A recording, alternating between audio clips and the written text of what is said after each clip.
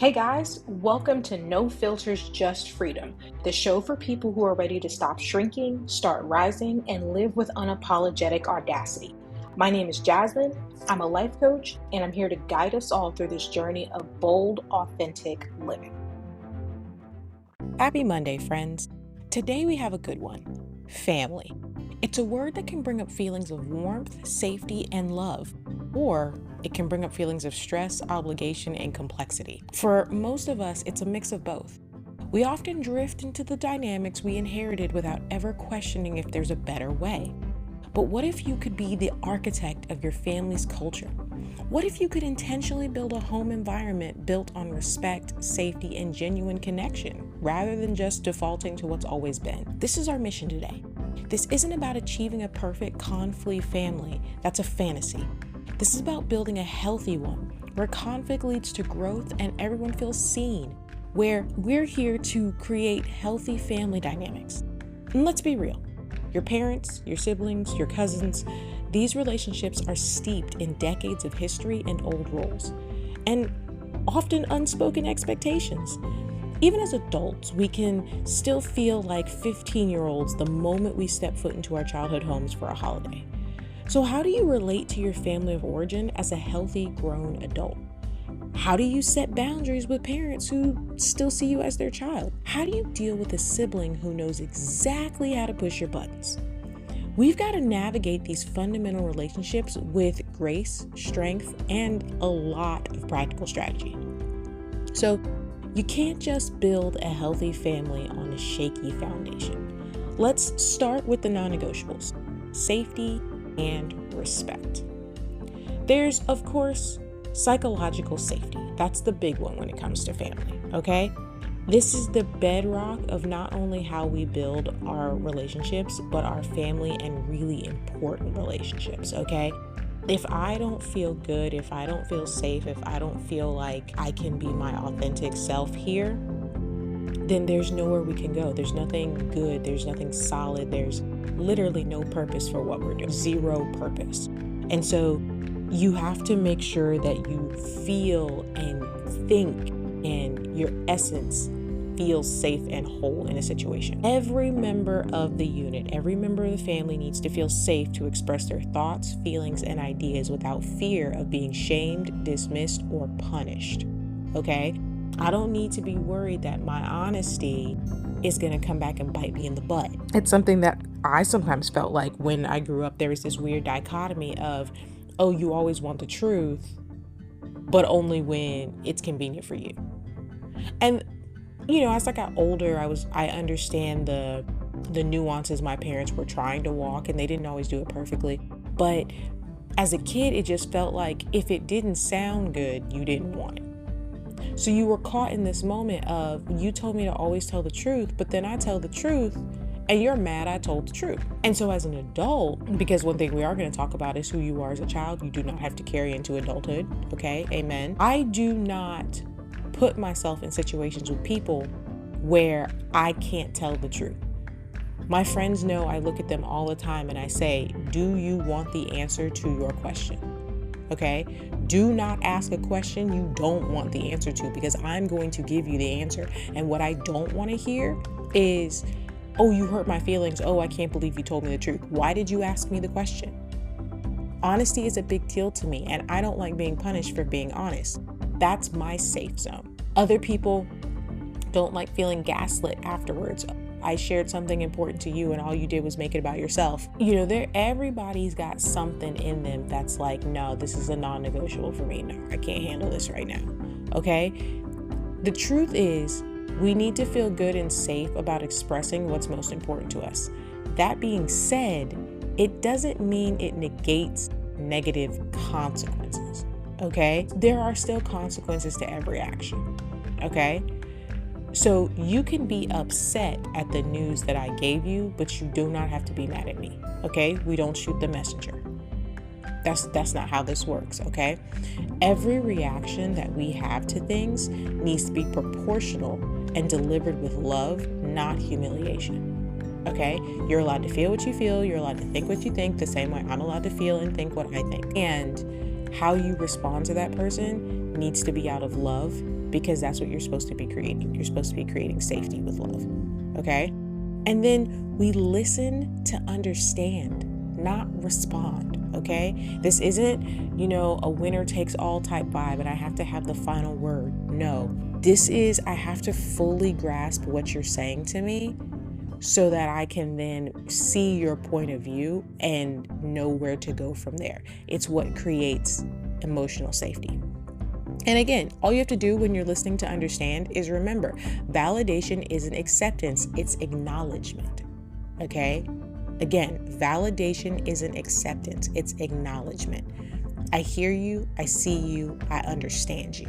Do I agree? Probably not, but that doesn't mean I didn't give you your space to have that moment and create a safety barrier there. That is really, really important when it comes to healthy dynamics and boundaries. And next, you need to have unconditional respect. Respect is not agreement. So we're not having unconditional agreement. You can agree and you can disagree and still respect, okay? What I give you, my love for you, my respect for you, me seeing you as an entire entity, as your own individual, has nothing to do with whether or not I agree with what you're saying. And when we confuse the two, that's when people not only get their feelings hurt, but their whole entire essence can get destroyed. And that's very, very painful. Okay? This means that we respect people's boundaries.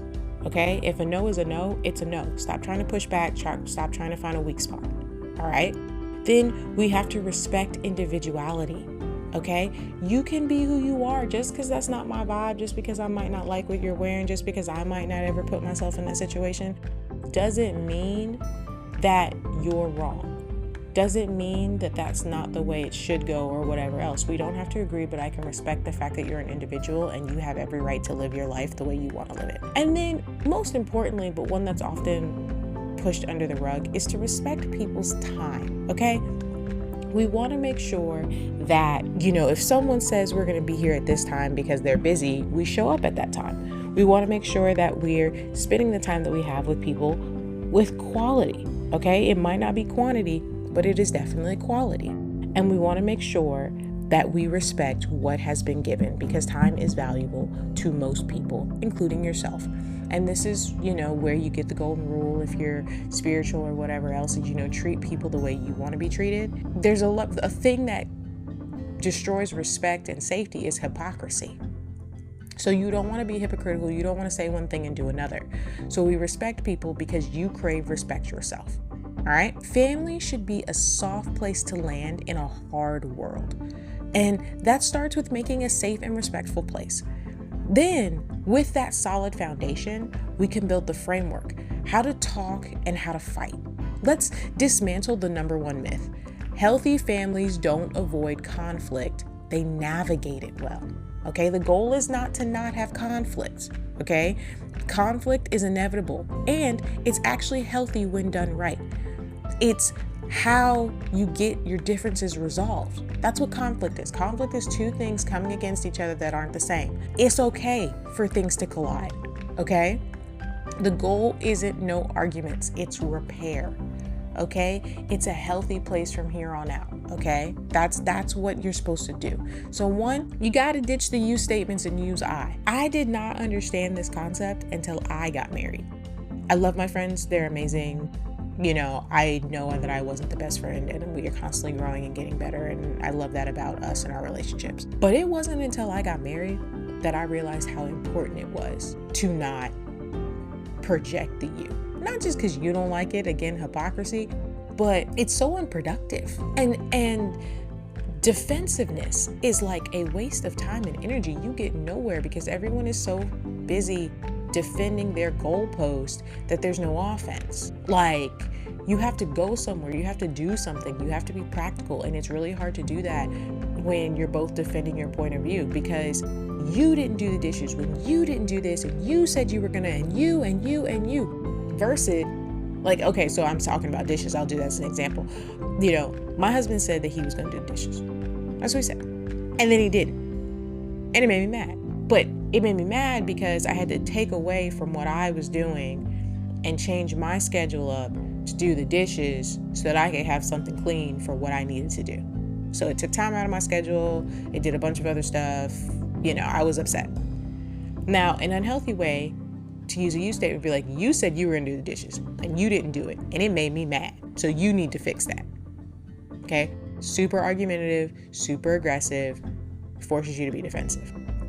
Hey, I noticed that I still had to do the dishes today, and it kind of made it difficult for me to continue doing what I needed to do. Next time, it would be really awesome if I could ask for something and feel like it would get done when I needed it to get done. It sounds completely different. I still need you to do the dishes, but it would be nice if I asked for something and that action was received, because it makes what I need a lot easier. Because I was upset. I didn't even say you made me upset. This situation, this circumstance made me upset and frustrated. That's pretty much what happened there, okay? That's how you can ditch a you statement and use an I to move forward. Then you want to identify your family's communicational style, okay? We often talk past each other because we have different styles. We communicate differently, okay? You got an exploder. I'm an exploder, okay? We wear our emotions on our sleeves and then we get loud, okay? Our opinions are right there. We're just boom, in your face, okay? But then the opposite of us is that you have the stuffers, okay? They avoid conflict at all costs and shut down the moment they can. Can you imagine being in a room with an exploder and a stuffer? Nothing is getting done, okay? When no one steps outside of themselves. And then lastly, you have the passive-aggressive communicator who makes subtle digs instead of being direct. You put all three of these people in a room together and it is combustible. And we all have to figure out how to navigate that communicational style with, one, not changing who we are as an individual, but two, respecting how someone else is coming to the table, so maybe you draw out the best in them and not what's worse. How can an exploder get their point across without overwhelming the stuffer? Okay, how can the passive-aggressive person learn to be more direct so that the exploder doesn't explode back on them? Okay, everybody's got to figure out how to interact with other people. There is no right style, but awareness of each other is key. Okay, it's all about awareness. And finally, you want to master the repair attempt. Okay, it's about how you come back together after a fight, not the fight itself, how you come back together. Okay, the repair attempt is what builds trust, and it shows that the relationship is more important than being right. And that, my friends, is a huge deal. I know it's hard.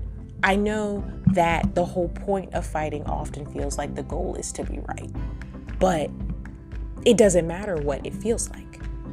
Okay, sometimes you just have to say, what is the goal? The goal here is this. And the goal here is to grow together, to have a healthy relationship, to maintain, to sustain whatever connection you want to create with these people in your life. And you're not going to get there being right. Because again, defensive. It's not about being right. It's about being healthy. So with that framework complete, we can discuss how we can implement this into our own family dynamics. The most common tension point is the relationship with our parents. And it's the messy transition that is becoming peers. Okay, we started with them taking care of us. We can end with us taking care of them. But that weird, awkward gray area in the middle is when we're supposed to be on the same level as adults. That is the most stressful and awkward time of everybody's life, because the roles are so kind of elusive. They're just fluid. You're not quite sure what's happening. And so the goal then in that is to understand an important truth, okay? And that important truth is your parents aren't going to change in the ways you want them to. After decades, patterns, and everything, they are set in their ways. Waiting for them to change is a recipe for resentment, okay? The work isn't about changing them. It's about changing how we respond to them. This is where boundaries come in. And remember, a boundary isn't a wall. It's about protecting your peace based on others' actions, okay? We're not here to just tell people no. Okay, we're here to say, hey, this is something that I don't like and I need to maintain this for, personal health reasons or whatever else. Ergo, I need you to respect this boundary. Okay.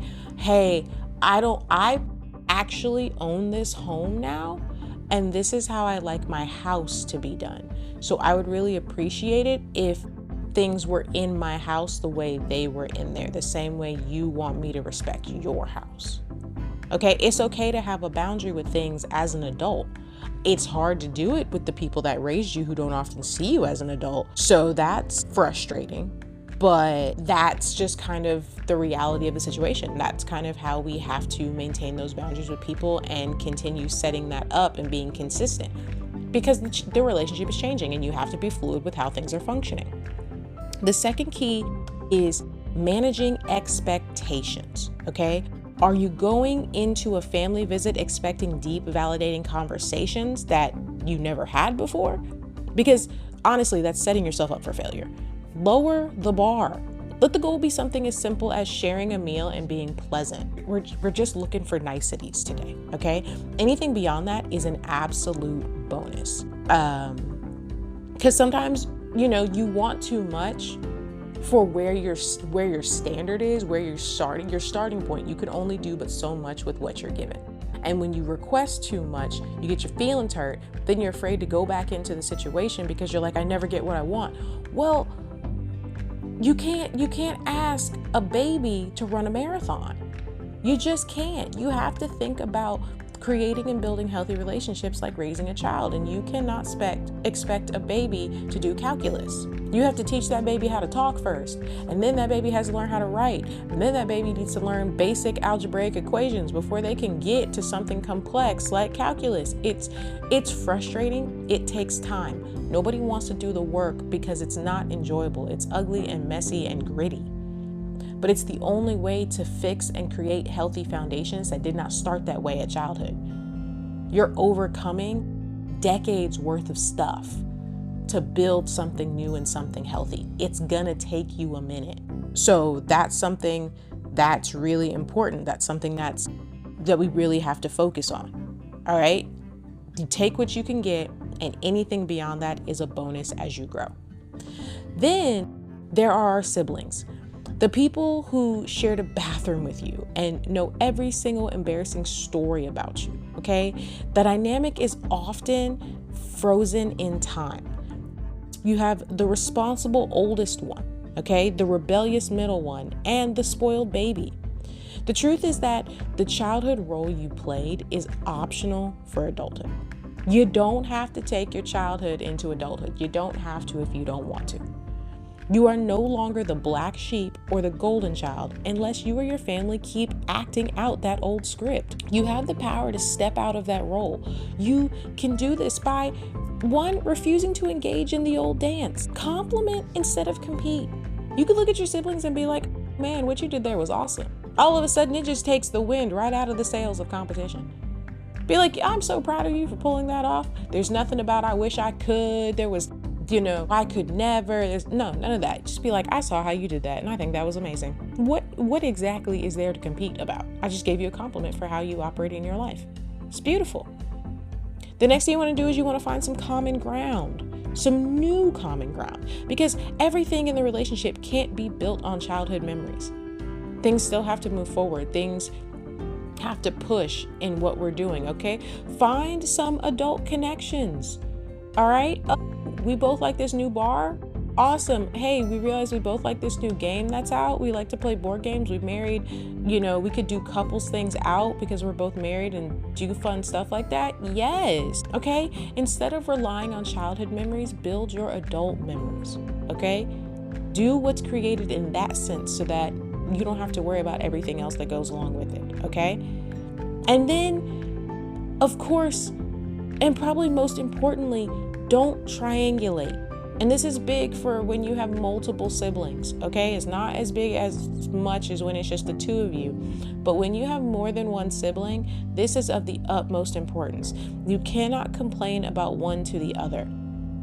You cannot do that because all it does is creates alliances and drama, okay? Because At the end of the day, people can't help but make opinions and perceptions about what they've been told.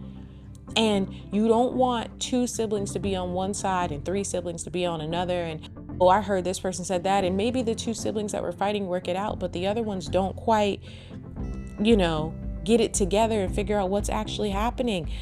Either way, you've created dissension where there doesn't need to be. All right. So if you have a problem with one of your siblings, then you need to go talk to that sibling. Keep the communication direct.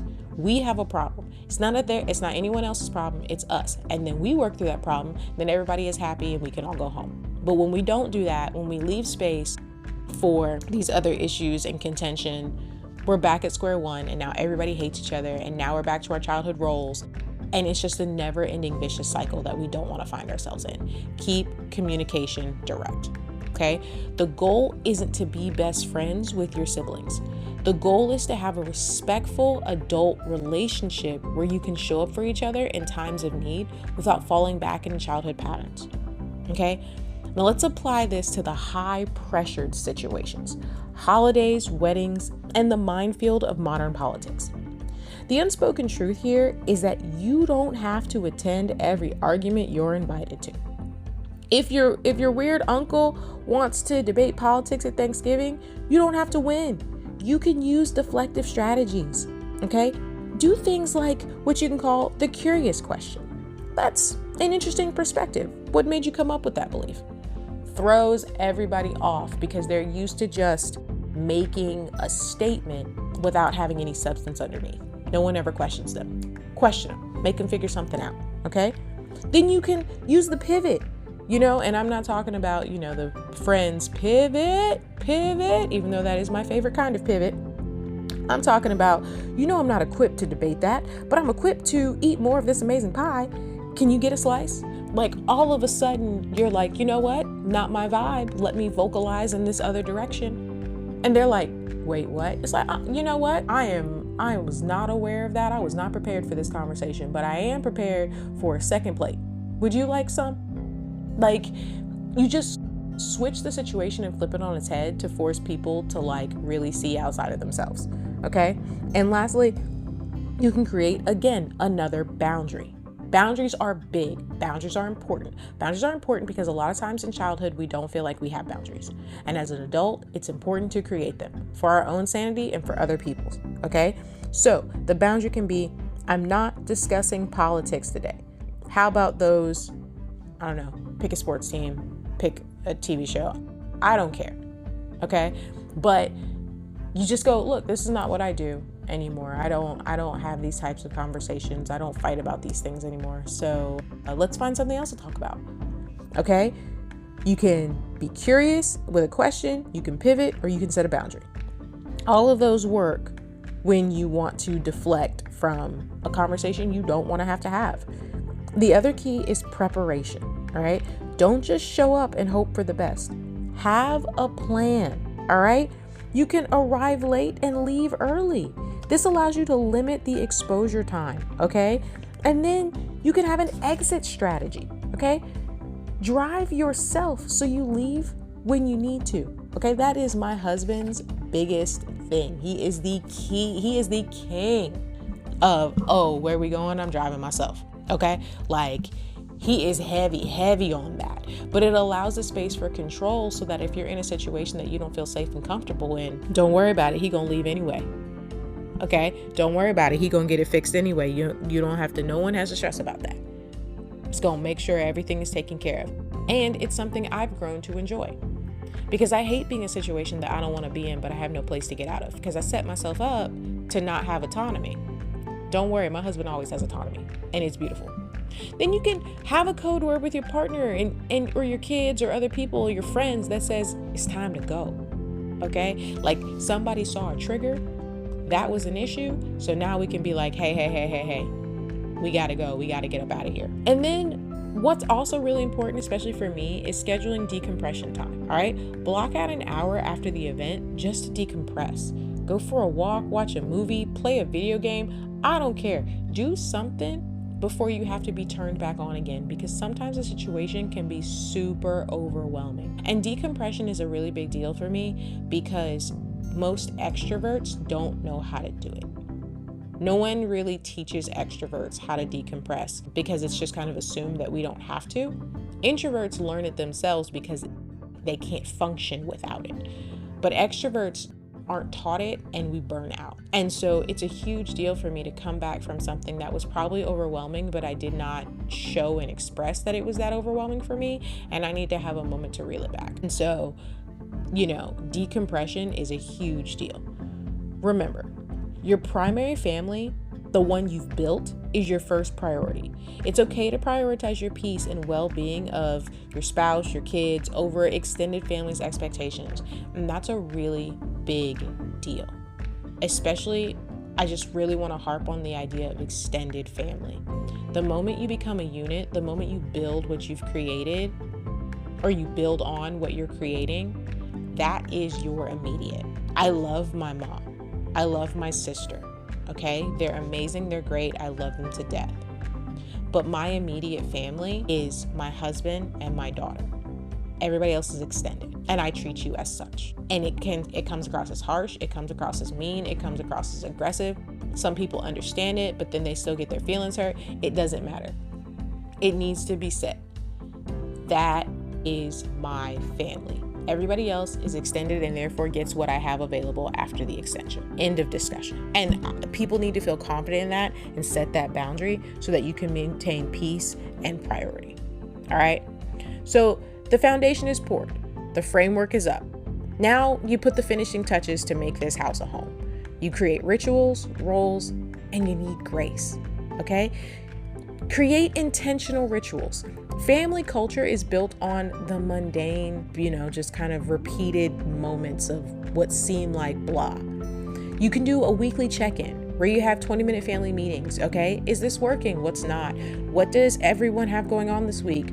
This gives everyone a voice. And honestly, this is a big deal that I want to maintain as I raise my children. I think it's okay to create precedent as the parent, as an adult, that apologizing and leaving space for other people is okay. All children don't need to be hammered home with the fact that I'm an adult, you're a child, and therefore I get to do what I want and you have to listen to me. It's okay to be wrong, because if you don't teach children that it's okay to be wrong, they have existential crises as an adult when they get things wrong.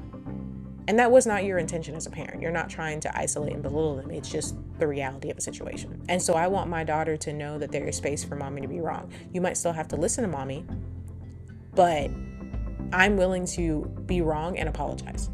So a 20-minute check-in is an awesome opportunity to give someone a voice, but also vocalize, hey, this is what's happening. Have a technology-free meal, okay? Just pick a meal a day where there's no devices. Breakfast, lunch, dinner, I don't care. But this is connection time. And maybe this connection time is where you do the family meeting. I don't know. I don't really care. But the goal is to create quality time here so that you can function the best ways that needs to be functioned, okay? And then you want to create small traditions. Saturday morning pancakes, Taco Tuesdays, a walk after dinner. These are practical and predictable, but they create anchors and stability of belonging that you weren't prepared for. It's the little things you don't see that all of a sudden are holding up the foundation, okay? Just audit your family roles too. Like, we don't even realize it sometimes that we assign these family roles, like the hero, the black sheep, the mediator, the clown, whatever else. Everyone feels these roles, and you don't often realize that they were put there until they're there. These roles are limiting to people. They force people into a box and don't allow them to grow and change, okay? Check in with yourself. Are you seeing your child for who they are today, or for the role they've always been playing in the family system? Sometimes I have to look at my family and be like, guys, I'm not that strong. I'm the oldest, I'm the responsible one. I get things figured out, I'm together. I'm a lot older than my siblings. Guys, I'm tired, and I don't always have it. And sometimes somebody else has to be the adult here. You can't look at Jasmine and be like, how do I fix it? I don't know. My life is a mess too. I don't have the answers for all this stuff. You just wing it. My sister just had a baby. There are so many times where we laugh now because I was like, I told you I was just winging it. And I don't even have too much helpful advice, even though I'm a few years ahead of you. You wing it, okay? We're all learning on the fly. It's okay. Stop looking at me like I'm the answer to all things. Sure, I'm a life coach, but I'm not Jesus, okay? Like, sometimes I can't be the adult. Someone else has to be in charge for once. Someone else has to be responsible. Maybe I just want to be the spoiled child for one time. that's childish of me and I don't get to do it. But the point I'm making is that we don't have to stay stuck in the family role and system that has been created. We need to allow each other the space to be complex and multifaceted. And lastly, we need to give grace. Give grace to them and give grace to yourself. We all mess up. Like I said, adulthood, we have to be honest about the fact that nobody's perfect, okay? We all mess up. We will yell when we mean to be calm. We will be tired and snippy, and so will other people. Healthy dynamics require a generous assumption to have good intentions. So you assume your partner is trying their best. You assume your child isn't giving you a hard time, but having a hard time. And crucially, extend that grace to yourself. You're breaking cycles that may have been generations in the making. That is heroic work, and it's never perfect, okay? It's hard work to be great. It's hard work to undo what's been created. They say all the time that it takes 3 days to create a habit, but 21 days to undo it. Okay, that's 7 times the amount of time that it takes to create something to undo it. So if something has been there for 10 years, it might take you 70 to undo it. Now that sounds discouraging. It felt discouraging as I said it, okay? That being said, there's a grace and a patience that you can allot yourself to say, hey, I expect this to be a slow and steady race. And then again, anything greater than that is a bonus we get to enjoy. But my expectations are low in the sense of this is just going to be a gritty situation. I got to redo things. I got to keep setting boundaries. I got to keep maintaining. I got to keep refortifying. And then one day it clicks, and that's when you throw the party. But you had grace the entire time to do it. All right.